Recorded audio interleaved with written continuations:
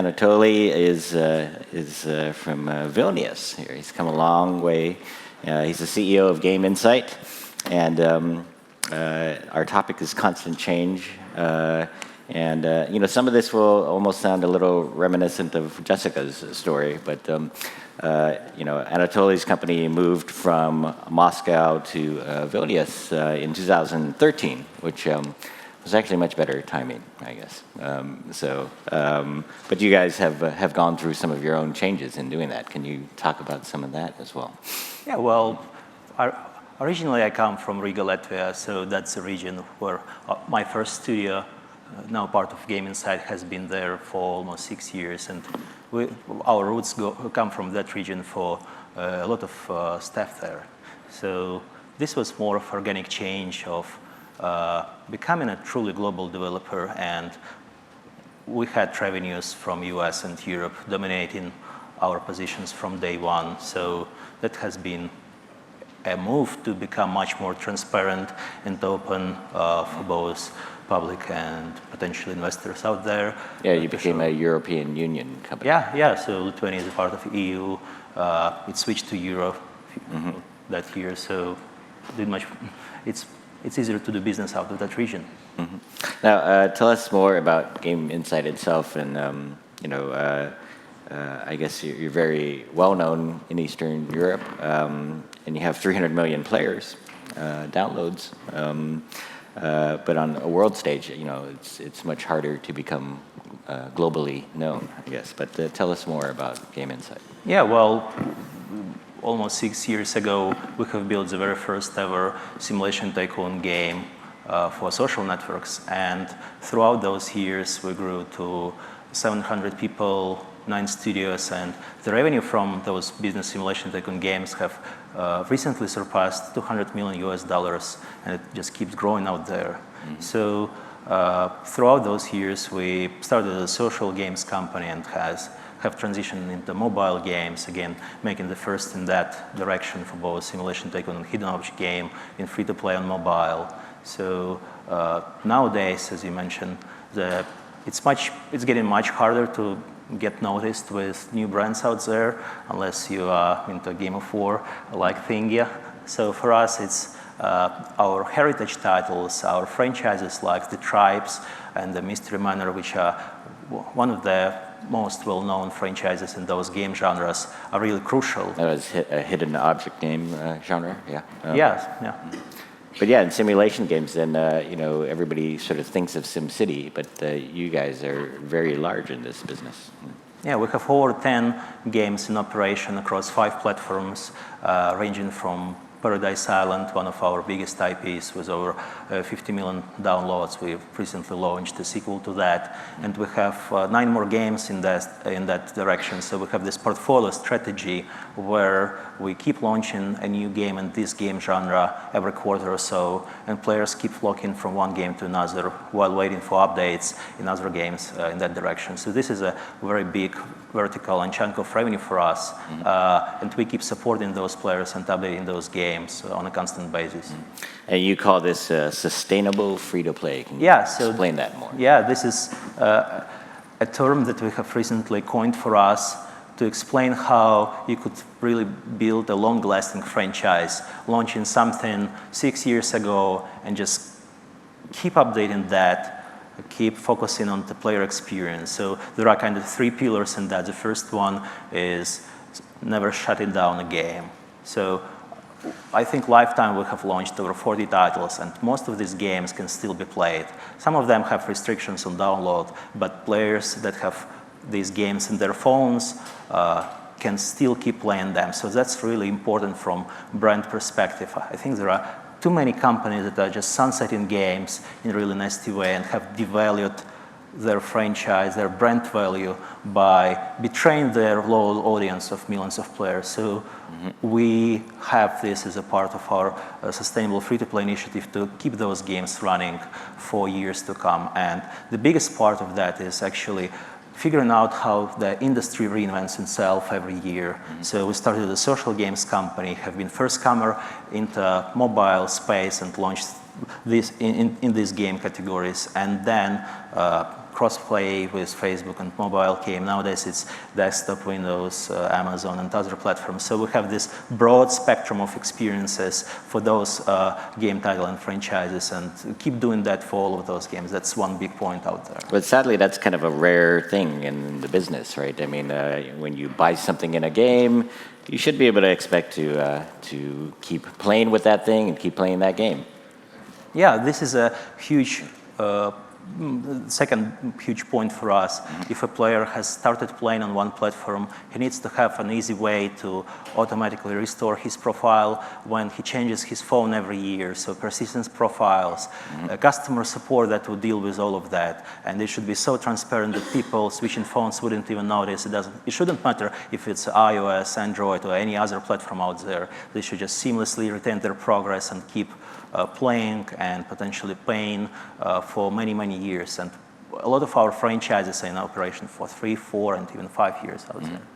And you mentioned the third pillar as well, right? Yeah, well, the third pillar is just keep delighting those players with so much amazing content, because some of the amazing games are just being kind of betrayed and players are left out there with no new content to play with. So we do at least 2 updates a month to our IPs, and obviously we have monthly things like real-life based events, so Christmas, Thanksgiving, and all that stuff that people kind of expect.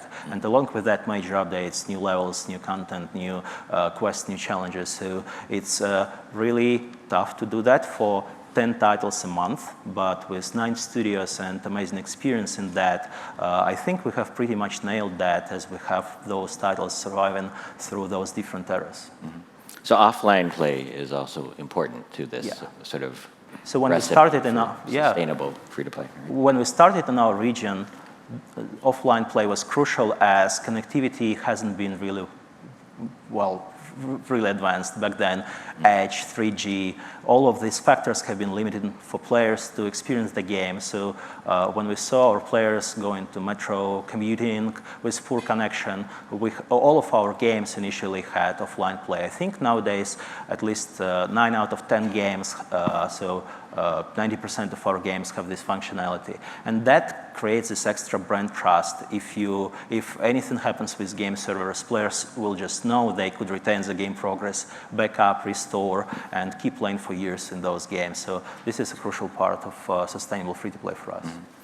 So building trust with users, that's all part of sustainable and not being the evil free-to-play company. Yeah, so we are all about the players, and finding the new ways to retain the audience in an organic way and making things easier for players is crucial for us.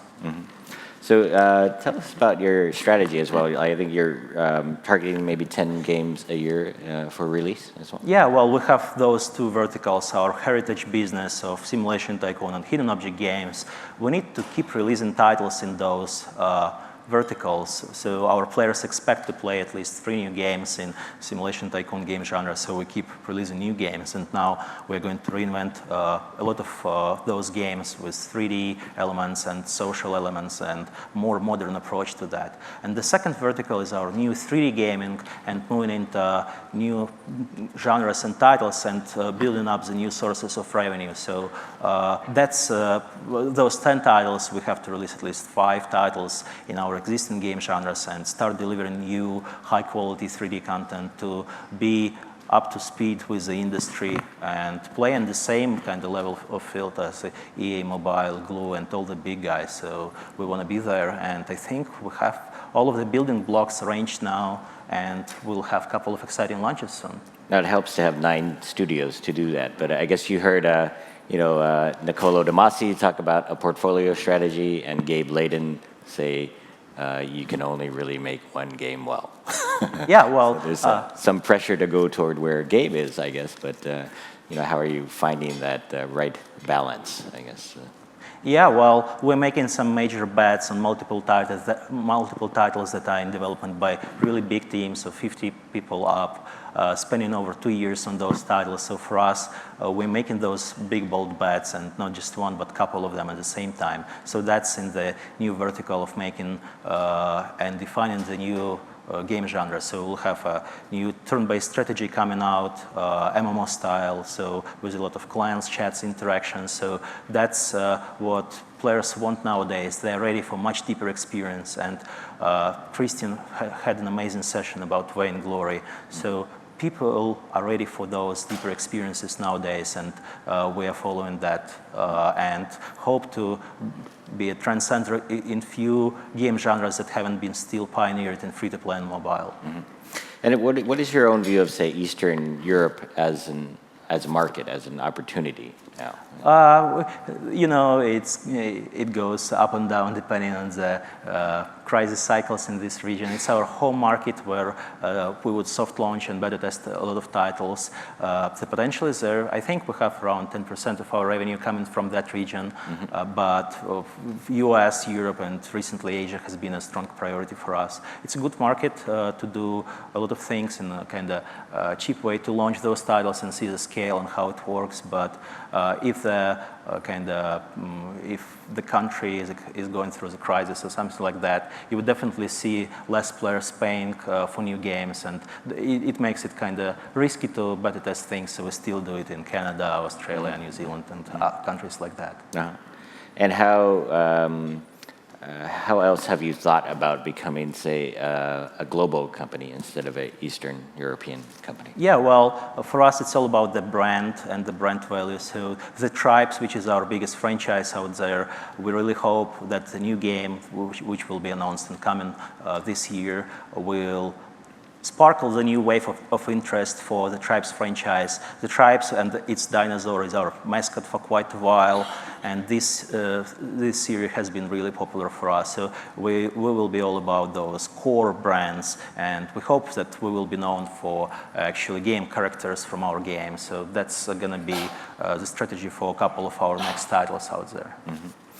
And you've launched Cloud Riders Survival Arena today. Yep, so we have been really excited to showcase and launch that today on Facebook, and it's going to roll out to 6 platforms. So that's one of the examples when we take a well-known gameplay mechanics that has been kind of underserved to hardcore gamers. So amazing tower defense games have been around since Warcraft 3 mod time. So and we came back to those old games, took that experience and created a cross-play experience for all 6 platforms with heroes, clans, chats, daily challenges, tournaments, and things like that. So this is going to be really new direction for us to serve those hardcore gamers in a more esports-like experience. Sometimes I wake up at 4 a.m. with my phone in my hand, figuring out that I just lost because I fell asleep playing a 1-hour session of that game. So it's really addicting to play. You got to hire a few people to handle your account, right? So you're focused on 3D simulation as well.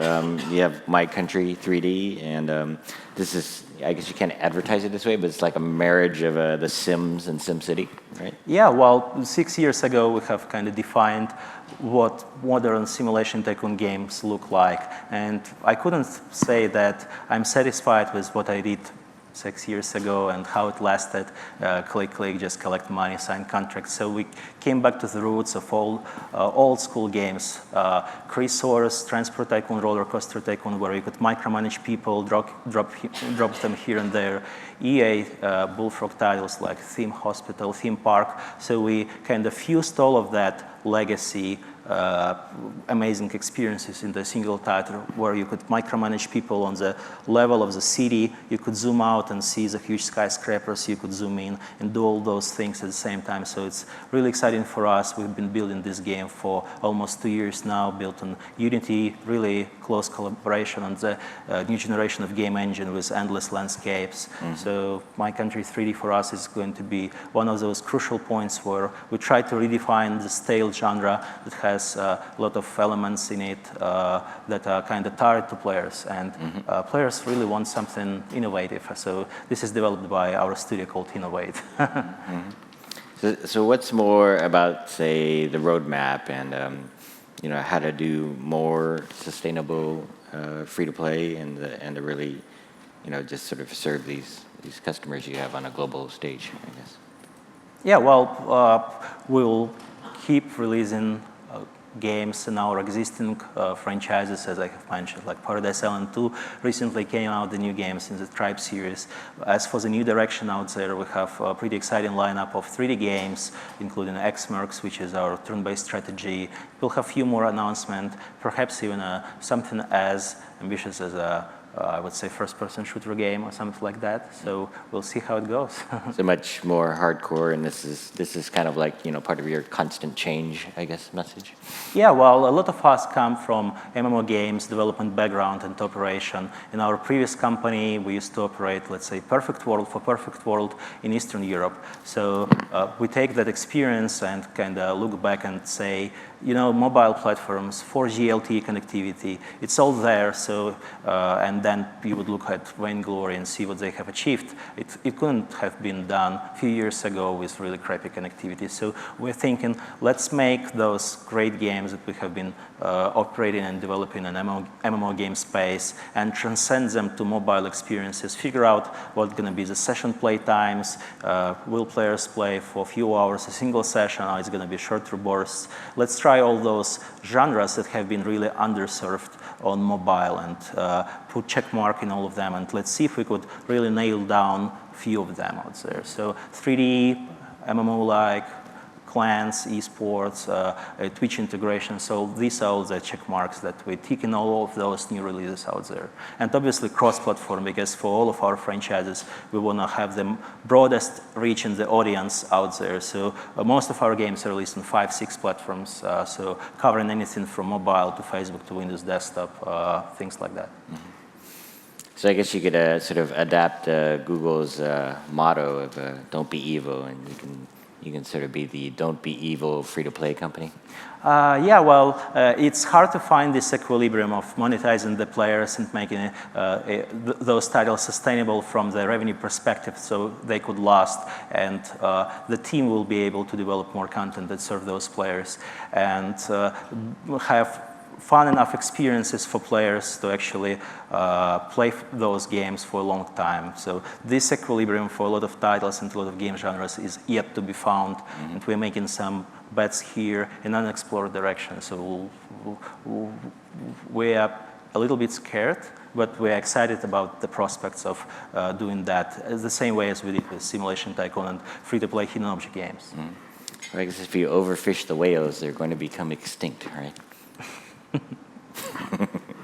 Anyway, thank you very much. Thank you, Dean. Yeah.